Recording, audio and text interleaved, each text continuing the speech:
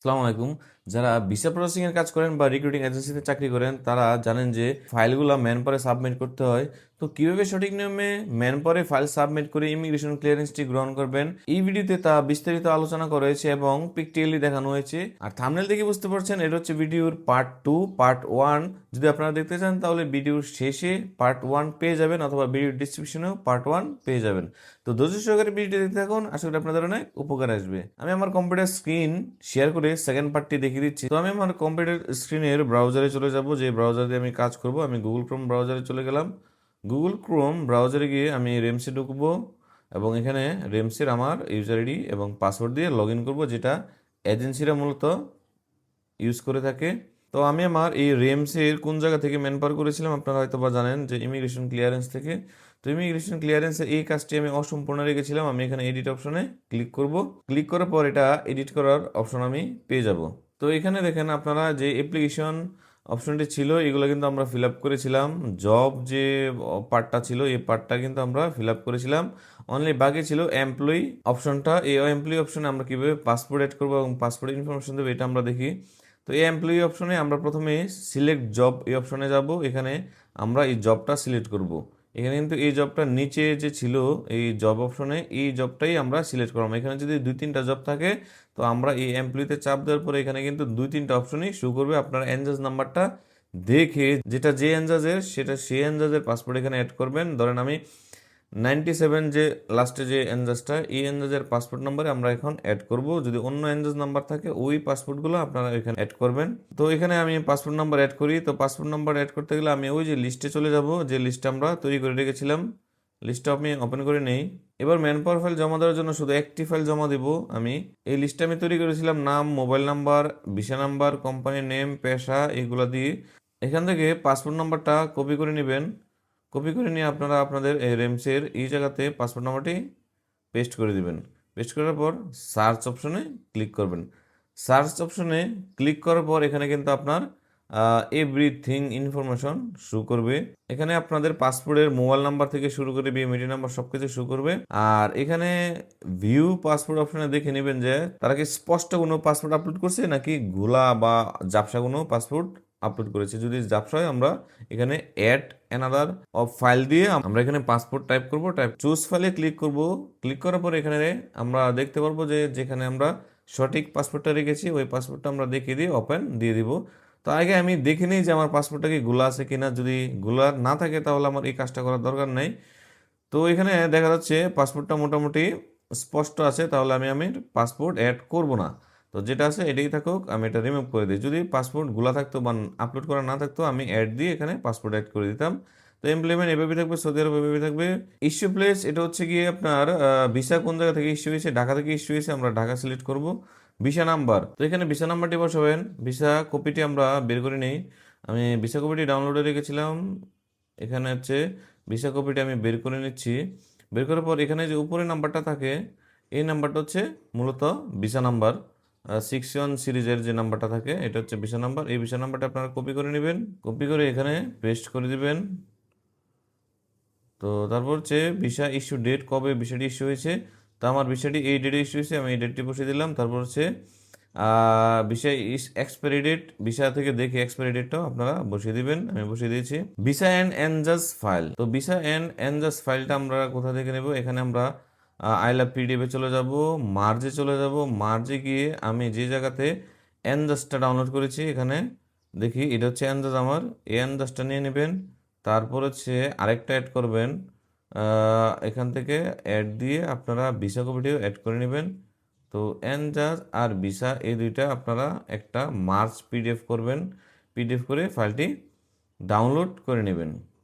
Download করার পর আপনারা এই এই জায়গাতে যে ভিসা অ্যান্ড এনজাজ ফাইলে এই পিডিএফটা ডাউনলোড করবেন। তবে এটা আপনারা ভিউ করে একটু মার্ক করে নেবেন। কোন কোন জায়গায় মার্ক করবেন, এই জায়গাতে একটা মার্ক করবেন। এটা আমার এটা আসলে অ্যাপেলের পিসি, তো এখানে মার্ক করাটা যায় না। মাইক্রোসফট ইডিজি যে সফটওয়্যারটা থাকে কম্পিউটার মূলত এখানে দেখবেন মার্ক করার একটা অপশন থাকে। পিডিএফটা ওপেন করার পরে এটা এভাবে টান দিলেই একটা মার্ক হয়ে যাবে, মানে হাইলাইট করবেন আর কি। যেটা আমরা ম্যানুয়ালি করতে হাইলাইট করছিলাম এই জায়গায় করবেন, এই জায়গাতে করবেন। তারপর হচ্ছে এখানে যে এনজাজটা আছে এই এনজাজের এই জায়গায় করবেন, তারপর হচ্ছে কোম্পানির নামের জায়গায় করবেন, এবং এখানে যে প্রিন্ট অপশন আছে এবং এখানে ভিসাটা যে জায়গাতে আছে এই জায়গাটা খুঁজে বের করবেন। যেমন এটার নাম হচ্ছে কায়ম ছিল, এই জায়গাটায় একটা মার্ক করে নেবেন, হ্যাঁ, মানে হাইলাইট করে নেবেন। আমরা যে হাইলাইটার দিয়ে হাইলাইট করি না, এই পিডিএফও হাইলাইট করা যায়। তখন আপনারা এই জায়গাতে এসে এই জিনিসটা আপলোড করে দেবেন। ধরেন আমার এটা মার্ক করা আছে, তো আমি এটা কি করলাম, এই মার্স ফাইলটা এখানে আপলোড দিলাম, যেখানে ভিসা কপি এবং এনজাস কপি, উপরে ভিসা কপি এবং নিচে এনজাস কপি বিষয়টা থাকে। তো রেফারেল আইডি আর হচ্ছে স্পন্সর আইডি কোনটা, তো রেফারেল আইডি স্পন্সর আইডি আপনার হচ্ছে এখানে লিস্ট যে করেছিলেন এখান থেকে নিতে পারেন, বা এম্বাসি যে ফাইলটা ছিল এই ফাইলে সার্চ দিয়ে এখানে দেখতে পারবেন যে ভিসা নাম্বারটাও আছে, স্পন্সর আইডিটাও আছে। তো এখান থেকে ভিসা নাম্বার নিতে পারেন, নিয়ে এখানে বসিয়ে দিবেন 13 সিরিজের যে নাম্বারটা থাকে এটা, তারপর হচ্ছে এখান থেকে আপনারা এখানের নাম্বারটা নিয়ে নেবেন, নিয়ে এখানে বসিয়ে দেবেন। বসিয়ে দেওয়ার পর আপনারা আরেকটু নিচে চলে যাবেন, এখানে দেখেন হেলথ আছে, আপনারা ইএস দিবেন অবশ্যই, যে মেডিকেল ইনফরমেশন এখানে দেওয়া লাগবে, medical check up file upload করতে হবে, তারপর হচ্ছে কোন সেন্টার এটা আপলোড করতে হবে। তো আগে আমরা মেডিকেল ফাইলটা ডাউনলোড করে নিই। তো আমরা জানি যে মেডিকেল ফাইল ডাউনলোড করতে অফিসে যেতে হবে, আমার এটা হচ্ছে সরাসরি আমি লিঙ্ক করে নিয়েছি। হ্যাঁ, আপনারা অফিসে ঢুকে মেডিকেল সার্টিফিকেটটা ডাউনলোড করে নেবেন, পাসপোর্ট নাম্বারটি দিয়ে এখানে সার্চ দিবেন, পাসপোর্ট নাম্বারটি কপি করে এখানে যখন বসে সার্চ দিবেন তাহলে অটোমেটিকই আপনাদের মেডিকেল রিপোর্টটি সামনে চলে আসবে। তো তো এখানে হয়তো বা সার্ভার প্রবলেম আছে, যার কারণে আমার মেডিকেল রিপোর্টটি ডাউনলোড হচ্ছে না। তো এই মেডিকেল রিপোর্টটি আপনারা অফিস থেকে ডাউনলোড করবেন, ডাউনলোড করে কোনো কাজ নাই এখানে বসিয়ে দিবেন। ধরেন আমার এটা হচ্ছে মেডিকেল রিপোর্ট, ধরেন এটা মেডিকেল রিপোর্ট, আর মেডিকেল সেন্টারের নাম তো মেডিকেল রিপোর্টে লেখা থাকে, এবং এটা অবশ্যই এখানে গামকা দিবেন, এই সেন্টারের নামটা এখান থেকে খুঁজে বের করবেন এবং চুজ করবেন। তারপর হচ্ছে employer agreement file, agreement file কোনটা, এগ্রিমেন্ট ফাইল হচ্ছে আপনারা এই যে এই সফটওয়্যারটা যেটা কেএস এম্বাসি, এই সফটওয়্যারে আপনারা চলে যাবেন, এই সফটওয়্যারে আপনারা এই অল এইচআরে চলে যাবেন, অল এইচআরে এখানে গিয়ে সার্চ দিবেন পাসপোর্ট নাম্বারটি, পাসপোর্ট নাম্বারটি এখানে গিয়ে সার্চ দেওয়ার পরে এখানে আপনাদের পাসপোর্ট ইনফরমেশনটা চলে আসবে। এখানে প্রিন্ট একটি অপশন দিবেন, প্রিন্ট অপশন দিয়ে এখানে কোনো কিছু না দেখে 3 নাম্বার পেজে চলে যাবেন, কাস্টমাইজ 3, 3 নাম্বার পেজে চলে যাওয়ার পর যে পেজটা আসে এটাকে আপনারা প্রিন্ট দিবেন, পিডিএফ না প্রিন্ট দিবেন। এখানে আমার প্রিন্টার নাই, এখানে প্রিন্ট অপশন দিয়ে প্রিন্ট দিবেন। প্রিন্ট দেওয়ার পরে এখানে বাম পাশে আপনার মালিকের সিল সহ সিগনেচার নেবেন, আর ডান পাশে প্যাসেঞ্জারের সিগনেচার নেবেন, নিয়ে এটা কিন্তু একটা কন্ট্রাক্ট পেপার অটোমেটিক এই সফটওয়্যারের মাধ্যমে তৈরি হয়ে যায়। বাম পাশে মালিকের সিল সহ সিগনেচার এবং ডান পাশে অনলি প্যাসেঞ্জারের সিগনেচার নেবেন, নিয়ে আপনারা এটাকে স্ক্যান করবেন, স্ক্যান করে এই জায়গাতে আপলোড করবেন, এমপ্লয়ার এগ্রিমেন্ট ফাইল আপলোড করবেন। তো ধরেন আমার এটাই ধরেন আমার কি এমপ্লয়মেন্ট এগ্রিমেন্ট ফাইল, দিয়ে আমি এখানে কি করব, সেভ অপশনে ক্লিক করব। সেভ অপশনে ক্লিক করার পর আমার ফাইলটা একদম 100% রেডি হয়ে যাবে। রেডি হওয়ার পর আমরা যখন উপরের দিকে যাব তখন অ্যাপ্লিকেশন অপশনে ক্লিক করব, এখানে দেখেন submit for approval, submit for অ্যাপ্রুভালে দিলে ফাইলটি সাবমিট হয়ে যাবে। কিন্তু আমি সাবমিটে দিব না, যেহেতু কিছু ভুল ইনফরমেশন দিয়েছি।